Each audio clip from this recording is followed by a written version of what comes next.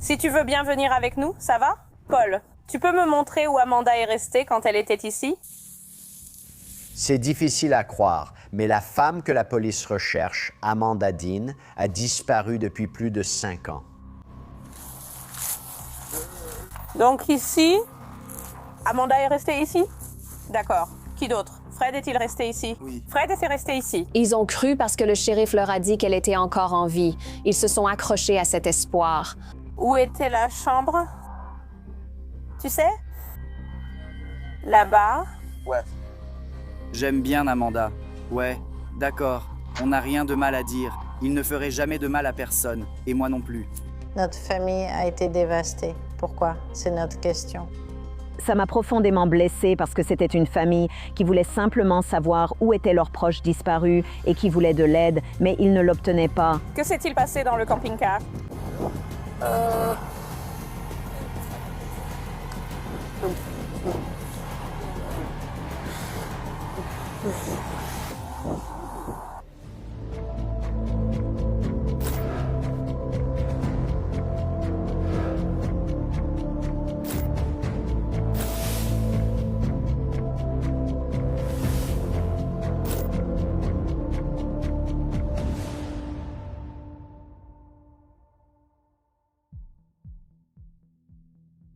Amanda Dean avait 36 ans, elle était mère de 4 enfants et elle a disparu le 11 juillet 2017. Sa famille était inquiète. Ce n'était pas dans leurs habitudes de ne pas avoir de nouvelles d'Amanda. Ses garçons étaient encore au collège quand elle a disparu. Et son fils aîné, Joshua, venait tout juste d'obtenir son diplôme de fin d'études secondaires. En 2017, je venais d'avoir 18 ans, j'ai reçu l'appel. On était en train de paniquer parce qu'elle avait disparu. Dans la petite ville de Collins, dans l'Ohio, au cœur du Midwest, il est très rare que quelqu'un disparaisse. C'est un endroit très rural, très isolé. Il y a des terres agricoles là-bas. Il n'y a pas vraiment de quartier ou de maisons rapprochées, rien de tout ça, ce n'est pas encombré. Le trafic est minimal. Ce n'est pas vraiment une zone à forte criminalité, si vous voulez. Quand on regarde un rapport sur la criminalité, je veux dire, la ville obtient un A en matière de sécurité. C'est une toute petite ville rurale. Et pourtant, dans cet endroit où tout le monde connaît ses voisins, Amanda Dean est introuvable. J'avais reçu un message le 11 juillet et ça faisait déjà quelques semaines que je ne l'avais pas vu. Mais ensuite, j'ai reçu un message de Ren disant qu'Amanda n'était pas dans la cabane. Ren est la mère de Fred. Fred est Frederick Rear, âgé de 34 ans, le petit ami de longue date d'Amanda. Elle a ajouté qu'Amanda n'était pas dans la cabane et espérait qu'elle allait bien. Elle et Fred n'étaient pas faits l'un pour l'autre, ce qui m'a alertée car j'ai pensé non. Ma sœur ne partirait pas sans raison. Et donc je savais que quelque chose n'allait pas. Donc il est clair que sa famille est inquiète. Ils vont immédiatement faire un signalement pour disparition. Le 11 juillet, Shannon a effectivement signalé au bureau du shérif la disparition d'Amanda. Ils se sont rendus sur la propriété Rear et Fred n'était pas là au moment où ils sont arrivés. Fred et Amanda vivaient chez les parents de Fred, à l'endroit vu plus tôt sur la vidéo de la caméra corporelle.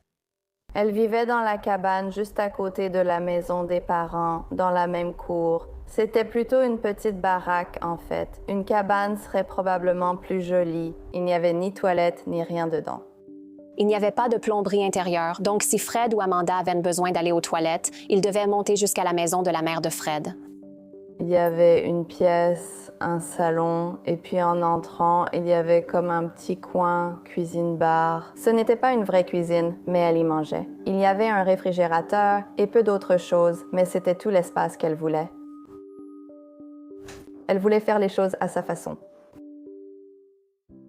C'était un esprit très libre. Amanda, c'était mon bébé, ma troisième fille. Amanda était tout simplement magnifique.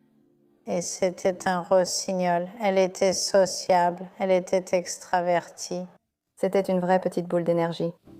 Je confirme. Mais elle avait vraiment beaucoup d'énergie. Et elle était toujours là quand on avait besoin d'elle pour aider avec quoi que ce soit. Et avec elle, on ne s'ennuyait jamais, ça c'est sûr. C'était quelqu'un de très amusant. Elle était vraiment amusante. Chaque fois qu'elle venait chez nous, elle nous emmenait toujours quelque part. Je n'ai aucun mauvais souvenir avec ma mère. Oui, moi non plus. Ce ne sont que de bons souvenirs. Je n'avais que ma mère. Je n'ai jamais eu de figure paternelle dans ma vie, donc c'était juste ma mère et moi pendant longtemps. Au final, c'était ma meilleure amie. Maintenant, le fils aîné d'Amanda, Josh, avait vécu avec Amanda puis avec sa grand-mère. Ses 3 autres enfants avaient vécu avec leur père. C'était l'ex d'Amanda avant qu'elle ne se mette avec Frederick Rare. J'ignore quand ils se sont rencontrés la première fois. Ce qu'on me dit, c'est qu'ils sont sortis ensemble à un moment donné, puis ils se sont séparés, et 1 an ou 2 plus tard, elle est retournée avec Fred. J'étais encore très jeune à l'époque et on allait là-bas et Fred a une fille, donc elle et moi passions du temps ensemble. Son frère autiste non-verbal venait aussi jouer avec nous. Quand Amanda disparaît, bien sûr la question se pose. Fred Rare a-t-il quelque chose à voir avec ça? Ou au moins, sait-il où elle pourrait être? Alors, ils se rendent chez lui. Le 12 juillet, nous voulions organiser une petite équipe de recherche. Ils sont probablement entre 6 et 10 à chercher Amanda. J'ai réuni quelques amis et nous y sommes allés pour essayer de la retrouver. Ils veulent fouiller près de la propriété où Amanda vivait avec Fred Rare. Cependant, il y a un énorme panneau affiché sur cette propriété. La propriété derrière avait des panneaux affichés. Défense d'entrée, les intrus seront abattus. Le 12 juillet, après avoir parlé au shérif, nous lui avons expliqué que nous étions une petite équipe de recherche. Il nous a conseillé de ne pas aller sur des propriétés où nous ne sommes pas les bienvenus. Donc, ce groupe de recherche improvisé rend visite à d'autres voisins qui sont un peu plus accueillants. Et c'est lorsqu'ils sont là-bas qu'il se passe quelque chose de remarquable. Au milieu des recherches, je reçois un appel. C'était le bureau du shérif du comté de Huron. Ils ont demandé « Pouvez-vous venir au bureau du shérif? Nous avons des informations sur votre fille, Amanda. » Et nous ne savions pas ce que nous allions entendre. Donc, ça a été le trajet le plus long pour moi parce que vous savez, rien que le fait d'y aller sans savoir. Il y a 20 minutes de route entre Collins, où se trouvait la cabane, et le bureau du shérif. Ça a semblé une éternité si vous demandez à la mère d'Amanda. Ils arrivent au bureau du shérif et ils retiennent leur souffle. Et tu te dis, oui, le pire pourrait m'être annoncé en entrant dans ce bureau du shérif. Mais ce n'était pas le cas. Ils nous ont dit qu'elle avait été retrouvée, qu'elle était dans un lieu sûr et qu'on prenait bien soin d'elle. Rien d'autre ne comptait. Tu sais, ça n'avait pas d'importance parce que j'avais besoin de savoir que ma fille était en sécurité. Mais ce que le shérif dit ensuite est plutôt troublant. Il dit qu'ils ne peuvent pas entrer en contact avec Amanda, que c'est à elle de les contacter. Elle peut rentrer ou appeler sa famille si elle veut. C'est une adulte. Elle est bien prise en charge. Une fois que j'ai entendu le shérif dire qu'elle était en sécurité et qu'elle allait bien, je suis quelqu'un de très optimiste, donc j'ai cru tout ce qu'il disait à ce moment-là. Donc je me suis juste dit, d'accord, cool, elle est en sécurité, on va bien. Tu sais, elle reviendra dans 1 an ou 2 après avoir reçu l'aide dont elle a besoin. À ce moment-là, on ne savait vraiment pas ce qui se passait, mais on était juste contents qu'on nous ait dit qu'elle avait été retrouvée. C'est ça qui nous rendait heureux. Je pense que la famille, elle a vraiment fait confiance aux forces de l'ordre. On leur disait qu'Amanda était dans un foyer d'accueil sécurisé, qu'elle était en sécurité. Et donc, vous savez, ils vont les croire parce que ce sont les forces de l'ordre. Le shérif annule même la chasse à l'arc, donc la police ne sera plus à la recherche d'Amanda. Et puis, l'affaire a été classée, terminée, boum, c'est fini. Les années passent et je commence à appeler des refuges pour dire « Hey, ça fait des années qu'elle a disparu. Qu'est-ce qui se passe? » Je commence à me demander, peut-être que ce n'est pas normal. Ce n'est pas normal. Amanda ne semblait tout simplement pas être le genre de personne qui abandonnerait sa mère, sa sœur, ses enfants pour faire ça. Donc, elle ne correspondait pas vraiment à cette norme, si tu veux, d'une personne qui ne voulait pas être retrouvée. C'était presque comme si on nous disait qu'elle ne voulait pas contacter sa famille, et ça faisait mal. Et ça fait mal aux garçons. Les garçons sont encore jeunes et vont à l'école et entendent qu'on leur dit que leur maman rentrera à la maison quand elle voudra, que si elle veut les appeler, elle les appellera. C'est blessant. Au fil des années, la famille continue de tout faire pour retrouver Amanda et entrer en contact avec elle. J'avais envoyé au shérif Corbin une lettre exigeant une preuve de vie. S'il ne pouvait pas me montrer qu'elle était en vie, le prouver à nous, sa famille, alors il fallait rouvrir l'enquête. Et il ne voulait pas me parler. En 2020, vous savez, ils ont engagé un détective privé pour faire un peu de travail sur l'affaire. Ça n'est pas allé très loin. La famille se rend au bureau du shérif pour l'anniversaire d'Amanda à Noël et il leur donne des cartes pour Amanda. S'il vous plaît, donnez-les à Amanda. Je ne sais pas ce qui est arrivé à ces cartes. 5 ans après la disparition d'Amanda, cette famille en a enfin assez. En décembre 2022, la famille d'Amanda Dean a contacté Cleveland Missing. C'est une organisation qui défend les familles ayant des proches disparus.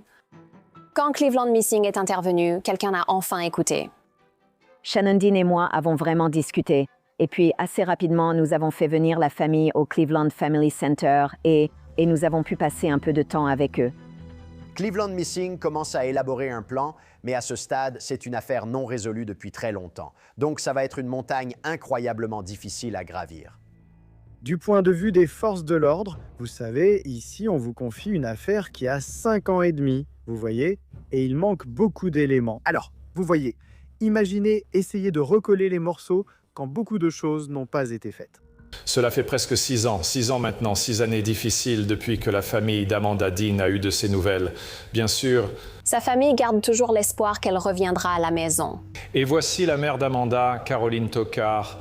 Et Caroline, bien sûr, tu as toujours l'espoir que nous reverrons Amanda un jour. Nous avons organisé cette conférence de presse, attirant beaucoup d'attention et relançant totalement l'affaire.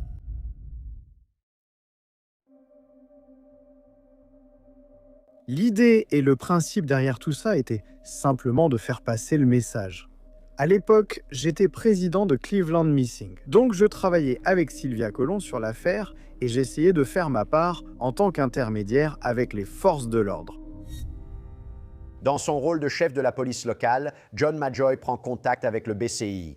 Il s'agit du Bureau d'enquête criminelle de l'Ohio. Quand j'ai rencontré Caroline et Shannon, l'une des choses que nous avons pu leur dire, c'est que le BCI reprenait désormais l'affaire, et les larmes ont coulé. C'était un moment heureux mais aussi solennel parce que quelqu'un, enfin, les écoutait. Quand Cleveland Missing est intervenu, quand le chef John Majoy s'est impliqué et a fait intervenir le BCI, c'est là que cette enquête a vraiment pris une toute nouvelle dimension. Amanda a disparu en 2017.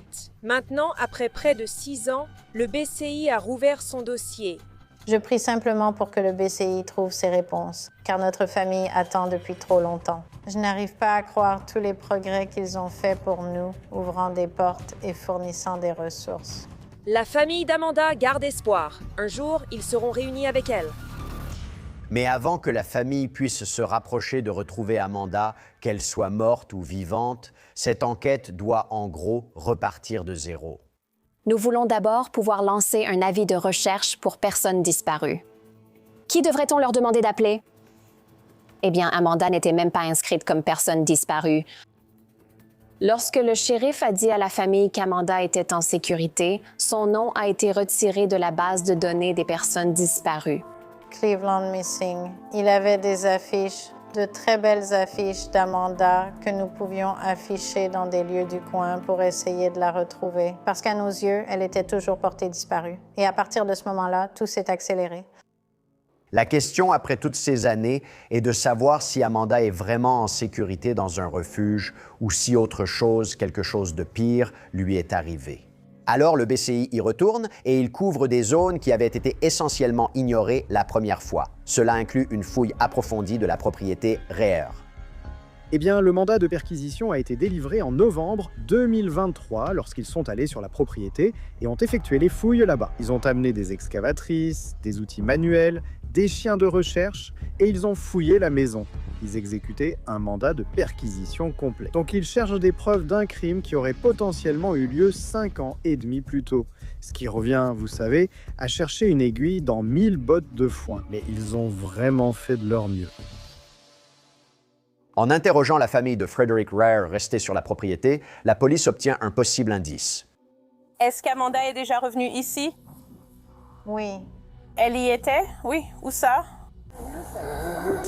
Dans la caravane? Oui, dans la caravane? Oui. Qu'est-ce qui s'est passé dans la caravane?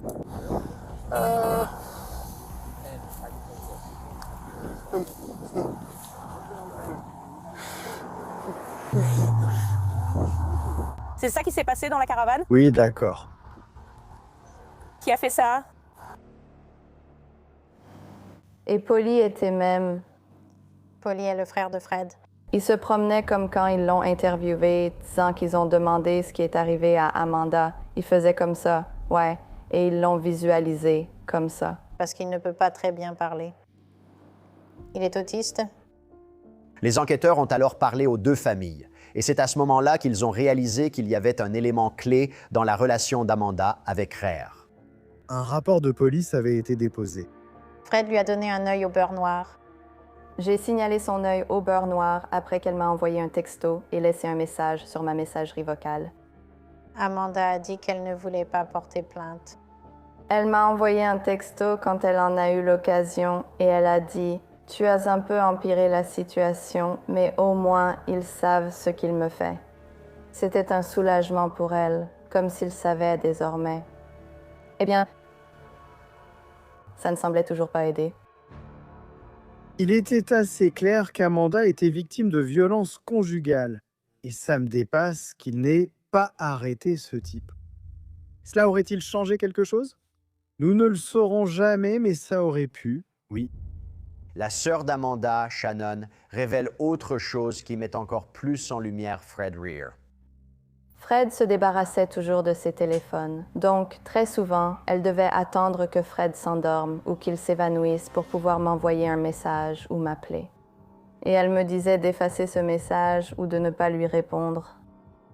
Je t'enverrai un message plus tard, donc je devais toujours attendre qu'elle m'écrive. Elle a tenté de le quitter plusieurs fois. Mais elle finissait toujours par retourner vers lui.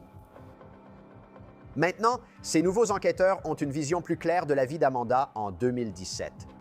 C'est une femme qui était prise dans une relation profondément troublée et elle a disparu depuis 6 ans. Ils ne laissent aucune piste inexplorée alors qu'ils enquêtent sur cette affaire non résolue. Ils ont juste commencé à assembler les pièces du puzzle, puis ils ont obtenu une liste de témoins potentiels, de personnes qui avaient des indices, qui avaient des informations. D'accord, donc il y avait un témoin qui a dit qu'il était allé à la cabane de Fred. C'était en juillet 2017 et il a vu du sang partout. Il était en train de nettoyer le carnage, ce carnage sanglant avec des chiffons. Il y avait un autre témoin. Ils ont dit qu'il faisait brûler quelque chose sur un tas à brûler pendant 4 jours. Et qu'il brûlait Amanda pendant 4 jours. Après l'avoir découpée. Il l'a découpée. Il a pris les restes, les a mis dans un seau et les a emmenés au ruisseau. Il y a eu un commentaire à propos de, vous savez, la mettre dans un tonneau bleu et des choses comme ça. Et, vous savez, ces commentaires ne peuvent pas être écartés. Malgré l'absence de preuves irréfutables, la police dispose de preuves circonstancielles suffisantes pour arrêter Frederick Rare. Ils pensent qu'il l'a tué dans cette cabane où ils vivaient ensemble, qu'il a nettoyé la scène du crime, qu'il a brûlé le matelas sur lequel il l'a tué, qu'il a démembré son corps, puis l'a brûlé pour dissimuler les preuves. Donc, en 1 an et demi, le BCI a réussi à faire ce que le bureau du shérif n'a jamais fait. Fred Rare a été inculpé. Donc, des années après la disparition d'Amanda, les enquêteurs se rendent sur la propriété des Rare et placent Frederick en garde à vue.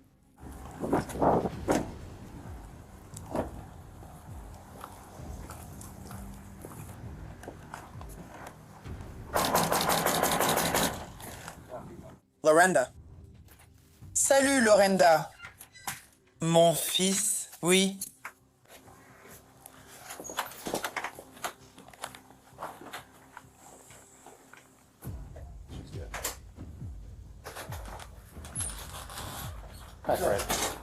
Tu as des chaussures? Oui, je sais. D'accord. Qu'est-ce qu'il y a? J'ai un mandat d'arrêt contre toi. J'ai des chaussures. Tu finis par... Pourquoi tu ne restes pas ici une minute? Tu as quelque chose sur toi? C'est bon. Eh bien, j'ai un mandat d'arrêt contre moi. Ouais. J'ai dit pourquoi? Ah... Pourquoi tu crois? De quoi on parlait? Voir quelque chose qui se passait, travailler avec cette famille et devenir aussi proche que je le suis devenu avec eux, voir ça arriver, c'était juste... c'était très surréaliste, à mon avis. J'ai un mandat d'arrêt pour votre fils. D'accord. D'accord. Appelez son avocat alors. Alors, d'où viennent toutes ces informations? D'une année entière d'enquête.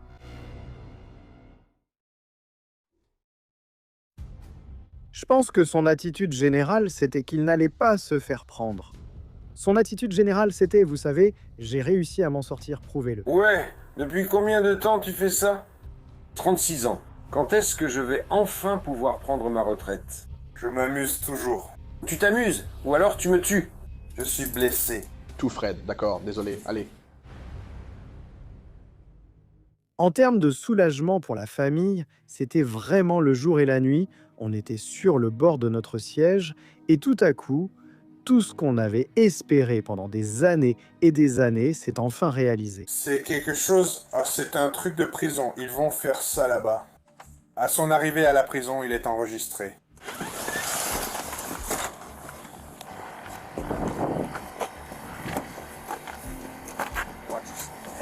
Les enquêteurs n'ont jamais cessé de chercher Amanda Dean, et avec l'aide de Cleveland Missing, sa famille obtient des réponses. Le chef de la police de Newburgh Heights, John Medjoy, était avec eux lorsque la nouvelle de l'arrestation dans son affaire est tombée. Après l'annonce, il y a eu des larmes et des sourires. Il y a eu des étreintes et des tapes dans les mains. C'était vraiment une montagne immense à gravir. Et ils avaient atteint le sommet de cette montagne. Le deuxième chef d'accusation est le démembrement du corps d'Amanda Dean. Count 3. Camping-car. Ce chef d'accusation fait référence à l'incendie d'un matelas sur lequel Amanda Dean est décédée en juillet 2017. Count 4. Ce chef d'accusation concerne Fred Rare nettoyant la scène ensanglantée avec des serviettes, des chiffons et se débarrassant des draps ensanglantés du lit dans ou près de la cabane où Fred Rare vivait avec Amanda Dean. Ce n'est pas mon enquête. Ma suggestion est de consulter votre avocat. Vous savez, il s'en était sorti pendant des années. Il savait ce qu'il avait fait. Et donc, vous savez, il allait jouer le rôle, si vous voulez, pour essayer de cacher ce qu'il avait fait. Ou du moins, vous savez, bonne chance pour essayer de m'attraper ce genre de choses. Mais il pourrait perdre confiance face aux preuves rassemblées par la police.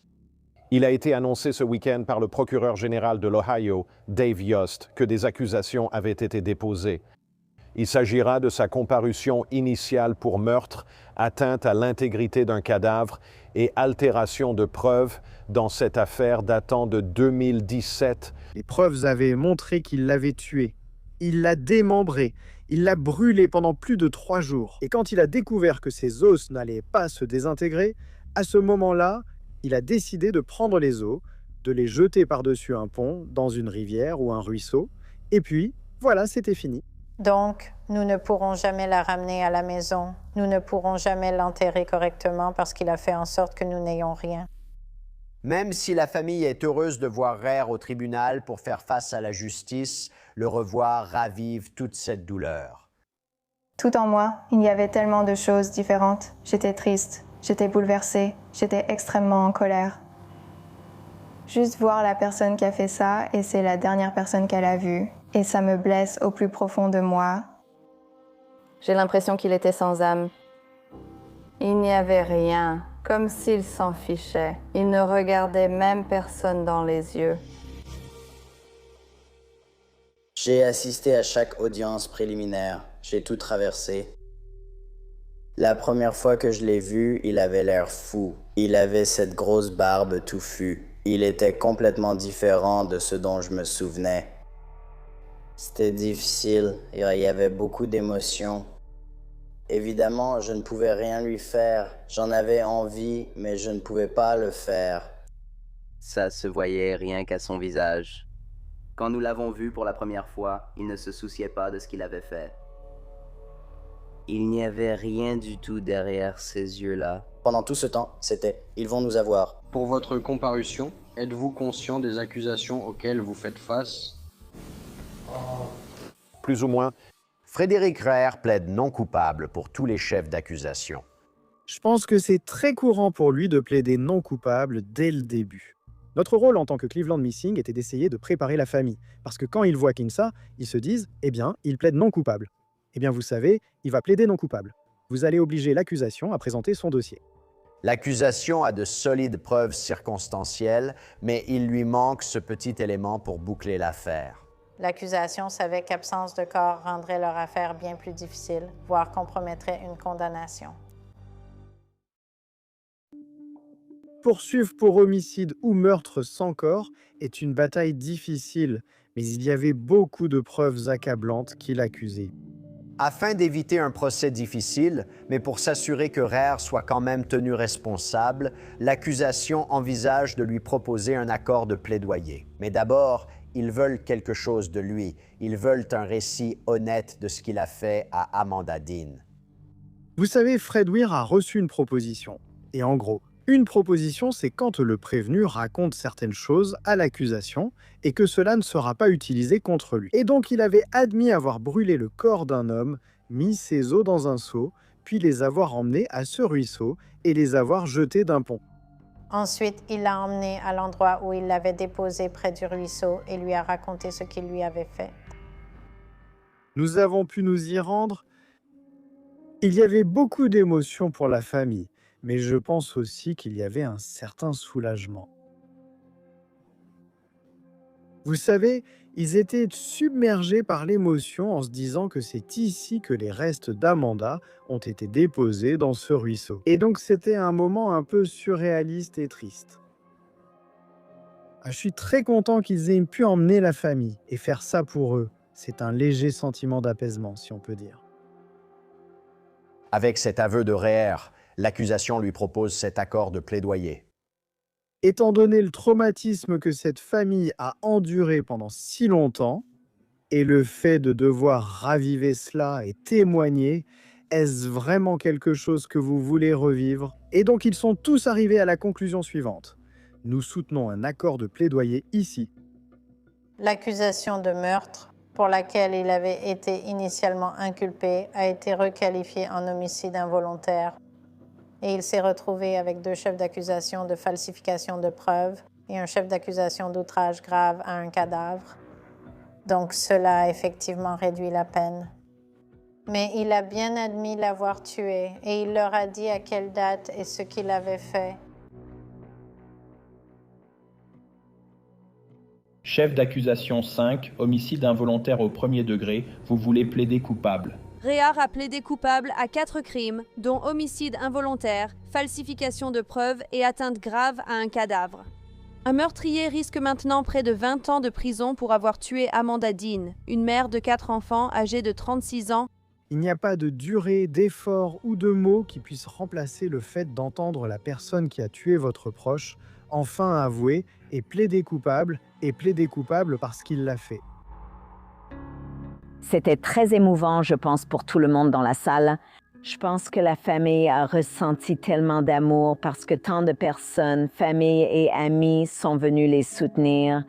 La famille de Dean était en larmes en écoutant Frédéric Reher, âgé de 42 ans, admettre avoir tué sa petite amie, Amanda Dean, en 2017. Mais il reste une question obsédante sans réponse. Qu'est-il arrivé au corps d'Amanda? Nous n'avons même pas un seul morceau d'elle. Pas du tout, rien. Donc, c'est juste que c'est terrible. Non, ce n'est pas bien. Ça craint vraiment. Reher sera condamné le 5 janvier, mais le résultat d'aujourd'hui est une victoire pour la famille d'Amanda Dean, qui n'a toujours pas renoncé à obtenir pour Amanda la justice qu'elle mérite. Une affaire dans l'Ohio contre Frédéric Reher, 2024-00-91. Nous sommes ici pour la condamnation ce matin. Votre honneur, nous avons peu d'enregistrements d'Amanda Dean. Je voulais que vous entendiez sa voix et sachiez à quoi elle ressemblait. Nous ne la reverrons jamais, nous ne l'écouterons plus jamais, nous ne lui parlerons plus jamais, vous ne pouvez même pas visiter une tombe. Alors l'accusation diffuse une vidéo d'Amanda où elle célèbre la naissance du bébé de sa sœur, Stéphanie. Je suis très heureuse et émue d'avoir un nouveau bébé. J'ai une nouvelle petite nièce. C'était donc toujours agréable de la voir marcher et sourire, toujours heureuse quoi qu'il se passe dans sa vie. Elle veillait toujours à ce que tout le monde se sente bien et heureux. Elle voulait faire rire les gens et elle y arrivait. Ça me manque aussi. Je te souhaite le meilleur. Bon, est-ce qu'on veut te prendre en photo, ma belle? J'ai peur. J'ai fait de mon mieux pour m'occuper de Stéphanie et de son bébé. Si la plupart des gens dans cette salle d'audience sont émus, il y a une exception. Pendant tout ce temps, il a simplement agi comme s'il ne se souciait de rien. Ça m'a vraiment énervé de voir à quel point il ne se souciait de rien. Mais maintenant, c'est le moment pour la famille de regarder le meurtrier d'Amanda au tribunal et de lui dire à quel point ils tiennent à elle, ce qu'ils ressentent.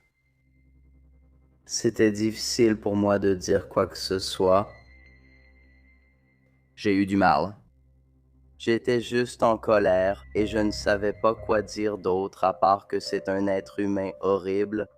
J'étais tellement en colère que je ne pouvais plus parler. Tu l'as tué, tu l'as démembré et tu as brûlé son précieux corps pendant des jours. Tout le monde tenait une photo d'Amanda. Tout le monde. Cette salle d'audience était bondée. Il n'y avait que des places debout. Il y avait des gens debout au fond et chacun avait une photo d'Amanda. Et j'ai demandé à une famille pourquoi. Pourquoi était-ce si important qu'Amanda soit aussi présente dans cette salle d'audience? Et ils ont dit, parce que nous voulions que la dernière chose que Fred Rear voit en quittant cette salle d'audience soit Amanda. Votre honneur, je suis ici aujourd'hui en tant que mère d'Amanda Dean. Amanda était la plus jeune de mes 3 filles. C'était mon bébé.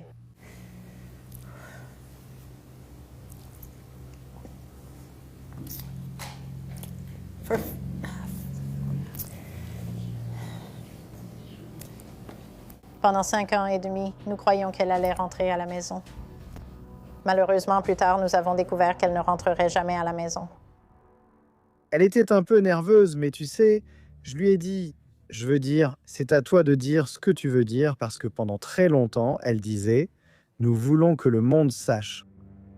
Nous voulons que le monde connaisse Amanda et sache ce qui lui est arrivé. Maintenant, c'est l'occasion pour toi. À Fred Rear.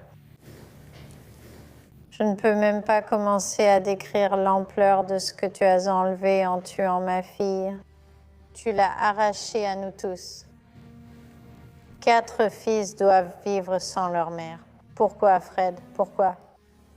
Aucune partie de ma fille n'a pu être ramenée chez nous. Il ne nous reste rien.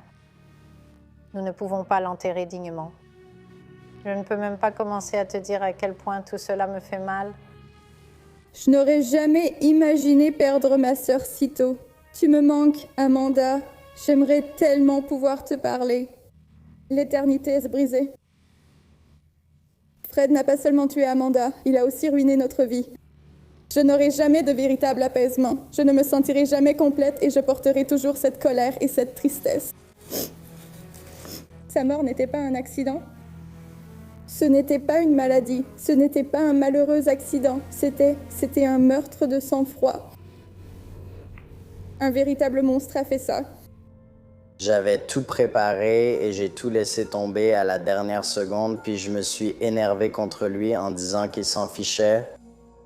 Il ne montre aucun remords pour tout ce qu'il a fait. Il agit comme s'il s'en fichait complètement d'être ici.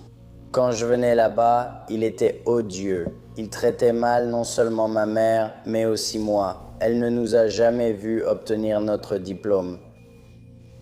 Mes frères étaient encore au collège et en première année de lycée.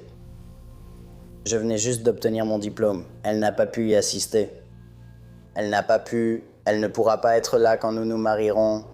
Elle ne verra aucun de ses petits-enfants quand nous en aurons. J'en ai déjà, j'ai des enfants. Elle ne pourra pas voir ça. Il mérite tout ce qui lui arrive. Je n'ai aucun remords pour lui, vraiment aucun. Je ne lui ai pas pardonné. Je ne sais pas si je le ferai. Votre honneur, l'État fait écho à ce que vous avez entendu des victimes aujourd'hui et demande que vous condamniez le prévenu à une peine de prison. Votre honneur, je savais que la famille et l'État demanderaient la peine maximale. Je ne plaiderai pas pour une probation ou une peine minimale. Il a reconnu ce qu'il a fait. Il a accepté la responsabilité des crimes pour lesquels il a plaidé coupable. Ce sont les crimes qu'il a commis, donc je soutiens qu'une peine juste et équitable serait de 8 ans, avec crédit pour le temps déjà purgé. Merci. Le prévenu veut-il parler au tribunal? Je ne suis pas sûr. Je voudrais simplement dire que je suis désolé pour la famille Dean, pour ma famille et pour la communauté. Et merci, votre honneur. Je vous remercie, vous savez. Sur une échelle de 1 à 100 pour le degré de sincérité, je mettrais ça à environ moins 50 peut-être. C'était au mieux une façade. C'était arrogant. Ce n'était pas sincère. Il n'y a aucun regret. Il n'y a aucun remords. Il n'y a rien du tout. Le tribunal prononcera la peine suivante pour le chef d'accusation numéro 1, altération de preuve, un crime de 3e degré. Le tribunal va prononcer une peine de prison de 2 ans pour le chef d'accusation numéro 2, atteinte grave à un cadavre, un crime de 5e degré, une peine de prison d'1 an. Pour le chef d'accusation numéro 5, homicide involontaire, un crime de 1er degré, le tribunal va prononcer une peine de prison de 9 ans. En ce qui concerne le chef d'accusation numéro 6, altération de preuve, un crime de 3e degré, le tribunal va également prononcer une peine de prison de 2 ans. Le tribunal va faire purger ces peines l'une à la suite de l'autre pour un total de 14 ans. Un total de 14 ans. Et cela faisait un total de 6. On a l'impression que c'est une simple tape sur les doigts pour ce que cet homme a fait à Amanda. Tuer quelqu'un puis mutiler son corps. Découper un autre être humain et le mettre au feu. C'est une forme de mal différente. Ce n'était pas de la justice. Tout autre aurait mis bien plus de temps. Je ne comprends pas ça. Amanda n'a pas eu la justice qu'elle aurait dû avoir. Ce n'est pas juste ni correct. Dans 14 ans, Fred Rehr sera sorti de prison. Le chef John Majoy le considère comme une menace. C'est un tueur de sang-froid, et il mérite d'être enfermé. Mais comme si cela ne suffisait pas, Frédéric Rehr en rajoute une couche. Maintenant, tout ce qui va au-delà du contrat. Nous demandons une visite en présence de sa mère et de son père. Je laisse cette décision au shérif et l'établissement décidera lui-même. Quand il a dit « Est-ce que je peux avoir un câlin de ma mère ?» Oui. Ma sœur ne pourrait plus jamais serrer sa mère dans ses bras. Pourquoi aurait-il le droit de prendre sa mère dans ses bras? Elle le demandait devant tout le monde. Mais Frédéric Rehr pourrait ne pas avoir le dernier mot. Dès le lendemain de la condamnation de Fred, 2 enquêteurs du comté de Pinellas, en Floride, sont venus l'interroger au sujet d'une autre affaire de disparition. En fait, Rehr est actuellement une personne d'intérêt dans 2 affaires non résolues en Floride. Cette affaire de disparition de 2018 et ce décès en 2020 d'un ancien associé. Quant à l'histoire d'Amanda et à la quête de justice de sa famille, la justice est encore loin d'être achevée. Je suis très honorée de pouvoir travailler avec 2 de nos représentants de l'État sur une nouvelle loi, ou du moins une loi révisée, je l'espère. Et je vais les laisser en parler, mais il s'agit de l'abus grave d'un cadavre. Maintenant, en ce qui concerne l'abus grave d'un cadavre, ce qu'il a fait à son corps dans l'Ohio, la peine maximale que l'on peut recevoir pour cela est d'1 an. Et c'est la famille d'Amanda qui se bat en ce moment pour que cette peine soit modifiée, pour qu'elle puisse aller jusqu'à 8 ans de prison. Nous l'appelons la loi Amanda Dean et nous espérons qu'avec cette loi, nous pourrons renforcer les peines lorsque quelqu'un commet ces actes de violence indicibles. Cela aidera dans cette situation, mais à l'avenir, si nous pouvons faire adopter cette loi, nous pourrons aider. Si je quittais ce travail aujourd'hui, je serais simplement reconnaissant d'avoir eu l'opportunité d'aider ces gars et de les avoir connus. Et je suis simplement heureux d'avoir eu l'opportunité de voir que la personne responsable de la mort d'Amanda a été déclarée coupable et condamnée. Encore une fois, il n'y a jamais de fermeture totale, mais cela leur a apporté un sentiment de clôture pour commencer à avancer dans leur vie. Ça a été un combat, une lutte difficile pour nous pendant 8 ans et demi. Dieu merci, nous en sommes arrivés là aujourd'hui, mais il y a encore tellement à faire en l'honneur d'Amanda, et je sais que nous pouvons le faire en tant que famille. Je veux que son histoire soit connue et je veux qu'il sache à quel point cette fille était merveilleuse et belle, à quel point elle était aimante, son sourire, et comment il apportait de la joie dans toute la pièce. Je veux que cela sensibilise toute personne confrontée à une situation de violence domestique. C'est vraiment malheureux ce qui est arrivé à notre mère, mais je ne veux que personne d'autre ne vive ça. Je veux que les gens sachent qu'il y a toujours une issue. Au final, même si notre mère n'a pas trouvé d'issue, il y a toujours quelqu'un vers qui vous pouvez vous tourner, à qui vous pouvez parler et auprès de qui vous pouvez obtenir de l'aide. C'est une histoire incroyablement triste, mais c'est aussi une histoire inspirante. Quand on pense à la persévérance de la famille Dean pour obtenir des réponses, quand on pense à ceux qui les ont aidés à obtenir ces réponses. Peut-être que cela donnera de l'espoir à une autre famille qui traverse la douleur d'un proche disparu.